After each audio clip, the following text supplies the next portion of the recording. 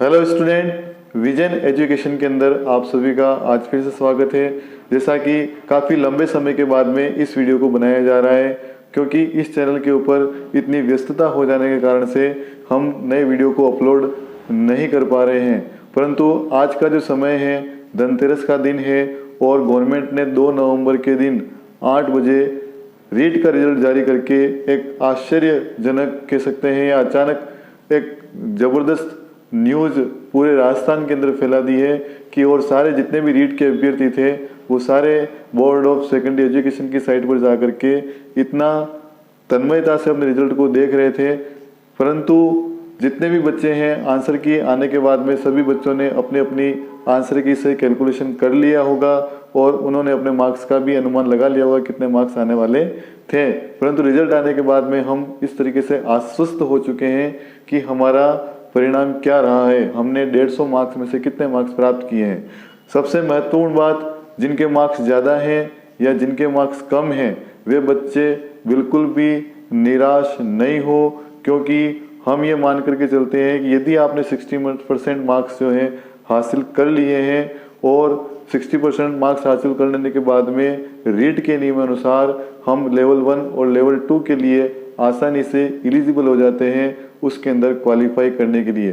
अब जिस प्रकार से जितने भी पद राजस्थान गवर्नमेंट ने रीट के लिए निकाले हैं, तो आने वाले समय के अंदर अब गवर्नमेंट एक विज्ञप्ति जारी करेगी इसके अंदर, और विज्ञप्ति जारी करके पदों का डिस्ट्रिक्ट वाइज आवंटन किया जाएगा और उसके आधार पर फिर आपके 10% आपके एजुकेशन के और 90% आपके रीट के मार्क्स का वेटेज लेकर के इसका रिजल्ट बनाया जाएगा और एक बार मेरिट आपकी फिर से वहाँ पर जारी की जाएगी।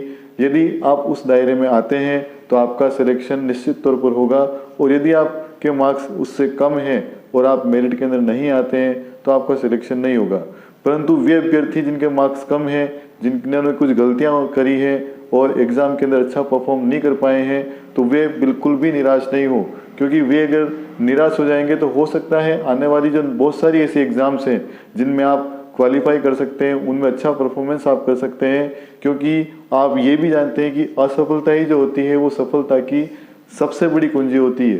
यदि हम असफल नहीं होते हैं तब तक हमें ये अनुमान नहीं लगता है कि हम किस रास्ते के ऊपर चलना चाहिए, कैसे हमें एग्ज़ाम के अंदर परफॉर्म करना चाहिए, कैसे हमें एग्ज़ाम को मैनेज करना चाहिए।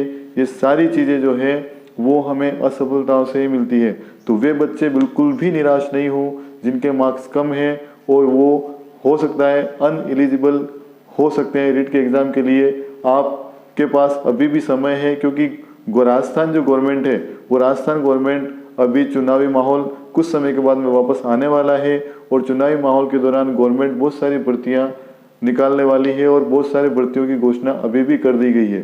तो फर्स्ट ग्रेड है, सेकंड ग्रेड है और कुछ कांस्टेबल की भर्तियाँ, ग्राम सेवक की भर्तियाँ, पटवारी की भर्ती जो है प्रक्रियाधीन है। तो ऐसे बहुत सारे एग्जाम्स आने वाले और बहुत सारे एग्जाम्स आप लोगों ने दे दिए हैं। तो आप निरंतर अपनी तैयारी के अंदर यदि जुड़े रहते हैं तो मैं कह रहा हूँ आपसे कि आप कहीं ना कहीं किसी ना किसी एग्जाम को आसानी से फाइट अप कर जाएंगे।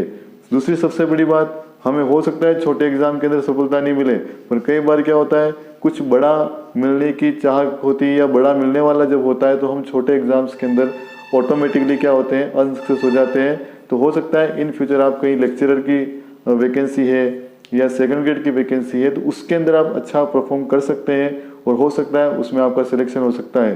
तो आप कभी भी निराश नहीं हो। इसके अलावा भी बहुत सारे ऐसे क्षेत्र हैं जिनकी आप तैयारी लगातार करते रहें। यूपीएससी की तैयारी आप करते रहें, इसके बाद में सीटेट वगैरह के एग्ज़ाम लगातार निकलते रहते हैं, बैंक एग्जाम्स आप बराबर निकलते रहते हैं। तो इन एग्ज़ाम्स के आप ऑलराउंड परफॉर्मेंस आप करते रहें तो तैयारी आप रेगुलर तैयारी में रहेंगे, रेगुलर उस जॉब को प्राप्त करने की आप सोचेंगे तो मैं 101% आपको आश्वस्त करता हूँ को एक दिन आपको सफलता जरूर मिलती है। बस खुद को मैनेज करके और खुद को कॉन्फिडेंट करके यदि आप आगे बढ़ेंगे तो आप निश्चित तौर पे सफल होते हैं। सफलता की सबसे बड़ी कुंजी है असफलता। असफल व्यक्ति को ये पता होता है कि वो उसने क्या गलतियाँ करी है और वो उन गलतियों को सीख करके वो आसानी से जो है आगे जा करके सफल हो सकता है, अपनी तैयारी को एक नया मुकाम प्रदान कर सकता है। इसलिए आप जितने भी अभ्यर्थी हैं, चाहे किसी भी कंपटीशन एग्जाम्स की आप तैयारी कर रहे हैं, आप बिल्कुल निराश नहीं हो, आप अपना कदम लगातार बढ़ाए जाएं। बढ़ाते रहेंगे तो हो सकता है कहीं ना कहीं अपने को वो जाकर के मंजिल अपने को मिल ही जाती है। निराश आपको बिल्कुल भी नहीं होना है। और उन लोगों के लिए बधाई जिनके मार्क्स काफ़ी अच्छे हैं और हो सकता है वो भावी अध्यापक बनने की डगर पर हैं। तो आप लोग भी जो इस एग्ज़ाम्स के अंदर सेलेक्ट हो जाते हैं, चयनित यदि हो जाते हैं, फिर भी आप अपनी तैयारी को भी जारी रखें। हो सकता है आप थर्ड ग्रेड से सेकंड ग्रेड या सेकंड ग्रेड से आसानी से फर्स्ट ग्रेड तक के एग्ज़ाम को भी क्लियर कर जाएं।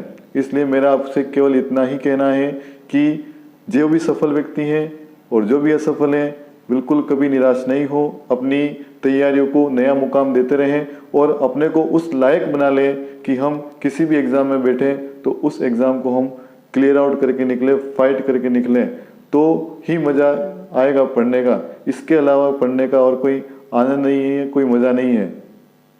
तो साथियों, आप जितने भी बच्चे हैं जो एग्ज़ाम्स की तैयारी में लग रहे हैं, आप निश्चित तौर पर अपना 101% अपनी तैयारी को दीजिए, तो आपको सफलता निश्चित तौर पे मिलेगी। इसके अलावा भी आप यदि मन में कोई प्रश्न रखते हैं या कोई समस्या है कंपटीशन एग्जाम से रिलेटेड, तो आप मुझे कमेंट्स बॉक्स के अंदर पूछ सकते हैं। मैं आपको निश्चित तौर पे जवाब दूंगा, जिससे शायद आपकी कोई मदद हो सकती है।